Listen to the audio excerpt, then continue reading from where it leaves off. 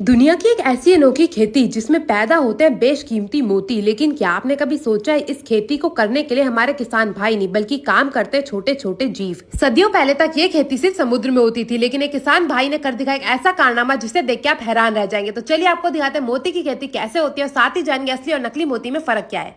तो मोती बनाने के लिए सबसे पहले आसपास के समुद्र और नदियों से इन शिपों को मंगाया जाता है, जिन्हें डाला जाता है स्प्री टैंक के अंदर, जिनमें इन्हें 8 से 10 दिन के लिए रखा जाता है ताकि इस पानी से जो है अच्छे से आपस में मिल सकें। मैं आपको बता दूं, जो शिप होती है ना, वो पानी में रहने वाली मछली की तरह एक जीव होती है। इसके भी हाथ पैर होते हैं और यहाँ पे आप देख सकते हैं इसने पैर अपना बाहर निकाल रखा है और जैसे आप इसे हाथ लगाएंगे वैसे ही अपना पैर अंदर कर लेगी। अब इस प्री टैंक में रखने के बाद बारी आती है इनका ऑपरेशन करने की, जिसके लिए इन्हें एक रेत से भरी हुई ट्रे के अंदर जमाते हैं, जिसमें इनका जो मुंह है वो ऊपर की साइड होता है। तो यहाँ पे आप देख सकते हैं एक एक करके सारी शिपों को लगाते जा रहे हैं इस बड़ी सी रेत भरी ट्रे के अंदर और इनका जो मुंह है वो बाहर की साइड निकला हुआ है। पानी से थोड़ा बाहर निकलते ही जैसे इनको हल्की सी हवा लगती है, इनका जो मुंह है वो आधा mm या फिर 1 mm तक खुलना शुरू हो जाता है। अब मोती बनाने के लिए इनमें न्यूक्लियस डाला जाएगा। मैं आपको बता दूं, जैसे हमारे पैर में कोई सीख चुभ जाए और उसे हम बाहर ना निकाले तो उस पर चमड़ी चढ़ने लग जाती है, उसी प्रकार किसी भी शिप में अगर कोई पत्थर या फिर न्यूक्लियस डाला जाए और वो जो शिप है वो उसे खुद नहीं निकाल पाती तो वो मोती बना देती है। अब इसके मुंह को प्लकर की सहायता से 8 mm तक खोला गया। अब इसकी मेंटले में हल्का सा चीरा लगा के इसके अंदर न्यूक्लियस डाला जाएगा। मैं आपको बता दूं, यहाँ पे जो है न्यूक्लियस के ऊपर डिपेंड करता है कि इसमें कौन से प्रकार का मोती बनेगा। अभी जो है यहाँ पे इंडियन न्यूक्लियस डाला जा रहा है, जो कि दोनों तरफ से मेंटले में डाला जाता है और जो कि 2 उगते हैं एक शिप के अंदर। तो अब गोल आकार के मोती बनाने के लिए यहाँ पे आप देख सकते हैं शिप ली गई है। इसके मुंह को 8 mm तक खोला जाएगा प्लकर की सहायता से। अब ये जो गोल आकार का मोती होता है ना, ये मेंटले में नहीं बल्कि गोनाड में उगता है। और जो गोनाड है ना वो शिप के पैर के पीछे की तरफ होता है। तो उसको लगाने के लिए सबसे पहले जगह को सुन करा जाता है, फिर 8 mm तक चीरा लगा के उसके अंदर ये छोटा सा न्यूक्लियस डाला जाता है।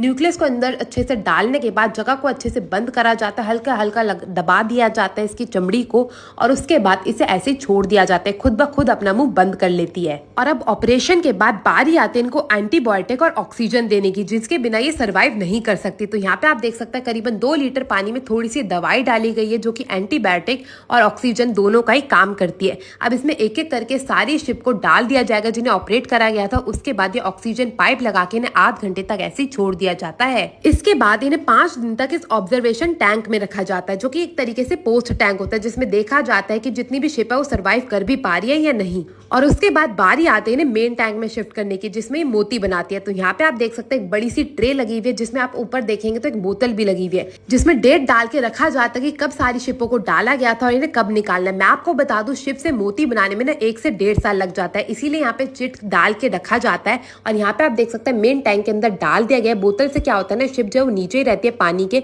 जिससे उन्हें ज्यादा गर्मी या ज्यादा सर्दी पानी के तापमान से फर्क नहीं पड़ता। और इनको ना नीचे वाली सतह से भी 1 फीट ऊपर रखा जाता है ताकि ये जितना भी मलमूत्र करेंगे ना वो पानी के टैंक में ही जाएगा, मगर उससे इन्हें बीमारियां भी हो सकती है। तो उससे बचाने के लिए इन्हें 1 फीट ऊपर रखा जाता है। तो यहाँ पे आप देख सकते हैं हमारी जो 1.5 साल पुरानी शिप थी वो मोती बना के तैयार हो चुकी है। बारी आती है इनमें से मोती निकालने की। तो इन्हें कम से कम 15 दिन के लिए ऐसे भी आप बाहर छोड़ सकते हैं या फिर इन्हें ऑपरेट करके इनके अंदर से भी मोती निकाल सकते हैं।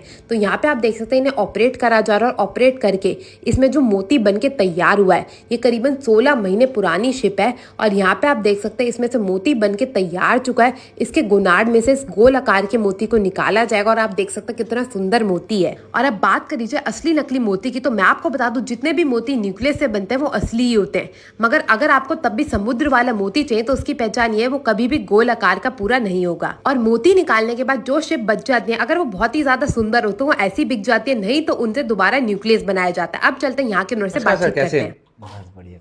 तो सर आज हमने देखा यहाँ पे कि मोती कैसे बनाए जाते हैं जी। तो आप अपने बारे में, अपने काम के बारे में, बिजनेस के बारे में कुछ बताना चाहेंगे? मेरा नाम दिलीप जगदेव है। बड़ा सिस्टमेटिक लेवल पे अपना प्लांट अभी 10,000 मोती उत्पादन करते हैं अपन। यहाँ पे मतलब ट्रेनिंग भी देते हैं लोगों को, कोई सीखना चाहे तो, और अपना आगे बिजनेस चलाने के लिए मदद भी करते हैं। बिल्कुल ठीक है। तो सर अगर किसी को आपसे जुड़ना हो, संपर्क करना हो, तो वो कैसे जुड़ सकता है? नंबर चाहिए तो मेरा कॉन्टेक्ट नंबर ही डिस्प्ले पे है यहाँ पे और बड़े होर्डिंग पे भी है। धन्यवाद। बिल्कुल। आज से पहले तक अगर आपको भी यही लगता था कि समुद्र में मोती अपने आप उगते हैं, तो ये वीडियो देख के कैसा लगा मुझे जरूर बताएगा और अपने हर दोस्त के साथ ये वीडियो जरूर से शेयर करिएगा। इसी के साथ मैं आपसे मिलूंगी अगली वीडियो में। तब तक के लिए टेक केयर, गुड बाय।